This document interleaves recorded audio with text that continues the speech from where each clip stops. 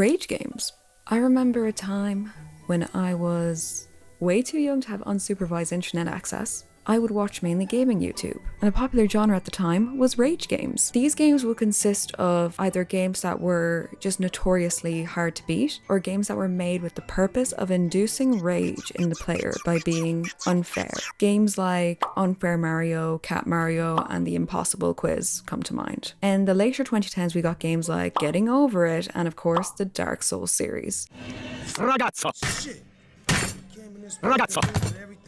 Ragazzo! Ragazzo!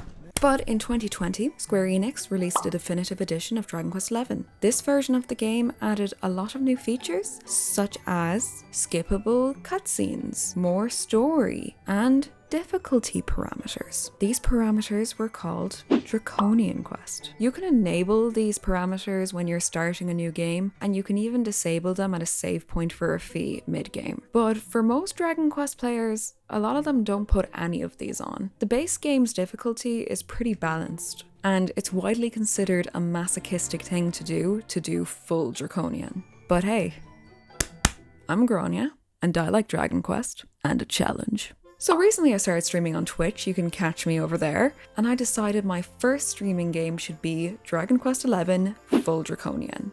But anyway, I said feck it, loaded up my game, put all the parameters in check, and I began my journey. It is time to suffer.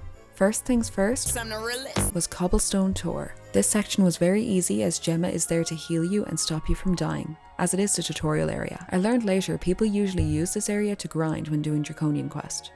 I did not do that. Oops. So that was my first mistake right off the bat. You'll find on my streams that I am so very wise, and I am consistently bestowing my fountain of knowledge onto my viewers. And I'm sweating my titties off. I am a beacon of philosophy. Okay, real talk. I wish that tramp stamps weren't so, looked down upon, because they're cool.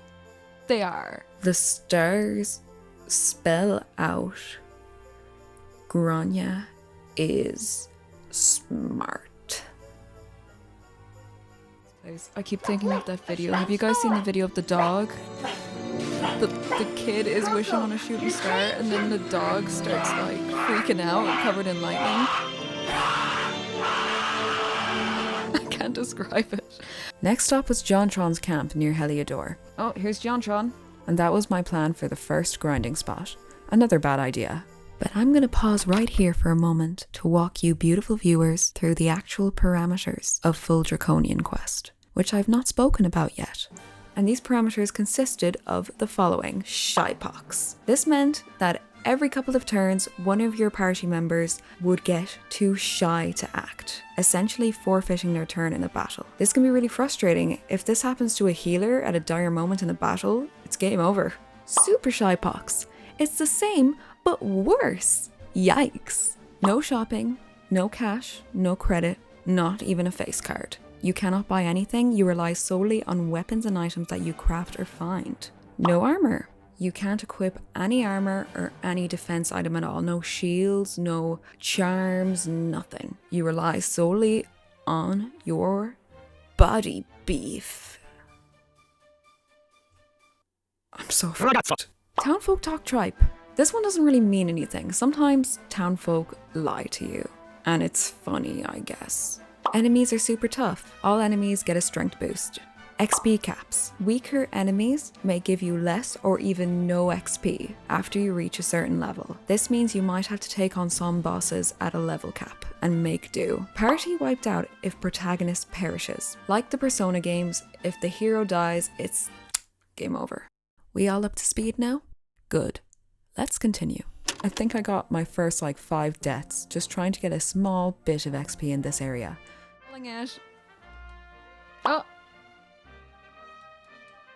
Oh my god. Oh, this is gonna be hard, isn't it? Number 3. Let's go. Use. Oh no, don't hit me, don't hit me, don't hit me, don't hit me. I wasn't paying attention. Thanks so much for hanging out. Appreciate ya.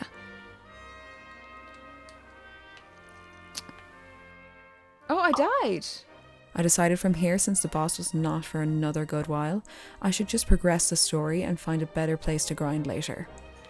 Oh, he was doing a little Irish dance there. Oh, go on, boy. So I went to Heliodor, and of course, we got to be thrown in prison by Daddy Hendrik.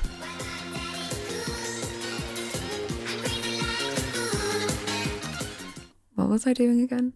I got thrown into prison where the hero meets Eric, and I navigated through their escape sequence. Hey girl, are you frying chicken in there? You pee so loud. What? What do you mean? You don't like work meetings? They're the best. It's almost as good as having extra XP on a Wednesday. Why did they do that? This is like one of the only times you see a dragon in this game. I like how they added these chase scene and stealth things in like the intro of the game, but they never make a comeback in the rest of the game. There are a lot of places where chase scenes would have been great, like when you're running from an enemy. Square Enix, hire me. I'm available. Are you saying Dragon Quest 11 need more Crash Bandicoot segments? Crash Bandicoot sex? Yeah, I am saying that. I got to the church outside Heliodor. I felt safer to grind now, as I had 2 party members. This challenge was shaping up to be very difficult indeed, and I was beginning to wonder if I had bitten off more than I could chew. Oh, and I'm dead. Just kill me. I'll take it. I'm having a chip. Oh my god. Fuck. It was around here I encountered my first major roadblock.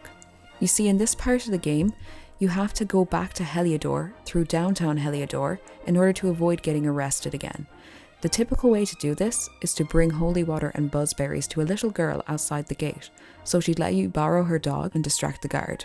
But you can only buy holy water at this point in the game, or maybe it was in a wardrobe or a pot somewhere and I missed it. But funnily enough, while I was just wandering around downtown Heliodor and getting mugged for taking a nap on the side of the street, my brand! I got robbed? I ended up finding a man who was digging a private tunnel through the wall to Heliodor. If you bring him the item he's looking for, he'll let you use his tunnel. So that's what I did, and I got through to the next area. I quickly blasted through the next story parts, then moved on to the Mangle Grove. You can finally begin crafting from this area, and so I crafted 2 good weapons for Eric and the hero and began grinding again. Grinding in this area turned out to be fine, and I had learned at this stage to heal as often as I could and save very often to not lose any progress. My nerves rose as it was time to take on the first Draconian boss. I adapted the method of using hero to heal almost every turn, while Eric takes on the attacks. I was certain I'd die a significant number of times regardless, but somehow I ended up beating him on my second try. Come on. Yes! Yes! With that celebration out of the way, I ended my first stream of Draconian Quest after playing the game for almost 5 hours just to get to that stage. That's it for part 1. Let me know what you think. If you played Draconian Quest, let me know what you thought of it down below. But for now, my name's Grania, and I like Dragon Quest.